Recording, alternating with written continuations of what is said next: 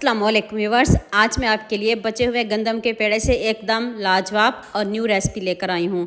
आपने गंदम के आटे से रोटी पराठे तो बहुत खाए होंगे, लेकिन जब सिर्फ एक गंदम के पेड़े से ये अनोखी रेसिपी बनाएंगे तो घर वाले हैरान रह जाएंगे।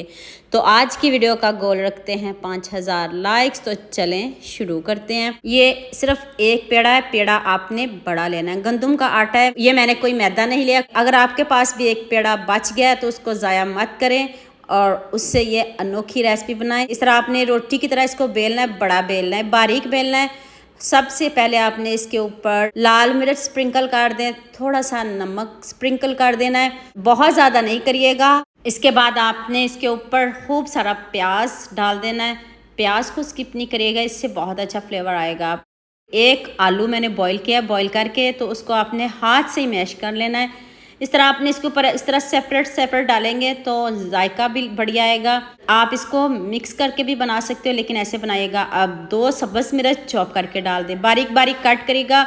ऊपर से चाट मसाले का तड़का लगा दीजिएगा। इतने कम इंग्रेडिएंट्स में इतने मज़े की ये रेसिपी है। ये कोई पराठा नहीं बनने वाला। पराठे तो आपने बहुत खाए होंगे, लेकिन इसको भी ज़रूर ट्राई करिएगा। खूब सारा सब्ज़ धनिया डाल दें और ऊपर से आपने खूब सारी केचप डाल देनी है ताकि और भी अच्छा फ्लेवर मिले। खूब सारी केचप डाल दें। तो आप इसको फोल्ड करने का तरीका भी बता देती हूँ। दोनों साइडों से पकड़े, कुछ भी नहीं लगाना पड़ेगा। इस तरह एक साइड से फोल्ड करें और दूसरी साइड को इसके ऊपर रख दें और फिर साइडों से इसको अच्छे से सील कर दें।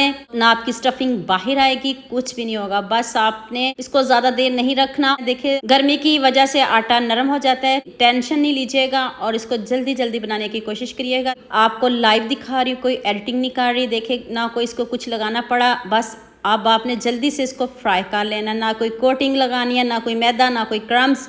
पैन में सिर्फ आपने तेल बहुत कम डालना, ज़्यादा नहीं डालिएगा। 1 से 1.5 चम्मच ऑयल डालिएगा तो इसको पका लीजिएगा। इसको आपने क्रिस्पी करना है, गोल्डन सा कलर लेके आना है। तो देखिए मैंने आपके सामने ये स्नैक्स बनाए। और हाँ, मुझे ये भी बताइएगा मुझे किन किन मुल्क और किन किन शहरों से देख रहे हैं। मुझे बहुत खुशी होती है जब आपके फेसबुक और यूट्यूब पर खूबसूरत से कमेंट पढ़ती हूँ। आप सबका खूबसूरत कमेंट करने का बहुत बहुत शुक्रिया। और आप सबके लिए भी दिल से दुआ है मेरी। आप भी हमेशा खुश रहिए और हमेशा मेरे साथ ऐसे ही जुड़े रहिए। तो देख लें कितना ज़बरदस्त गोल्डन सा कलर आ चुका है। तो अभी मैं इसको प्लेट में निकालती हूँ।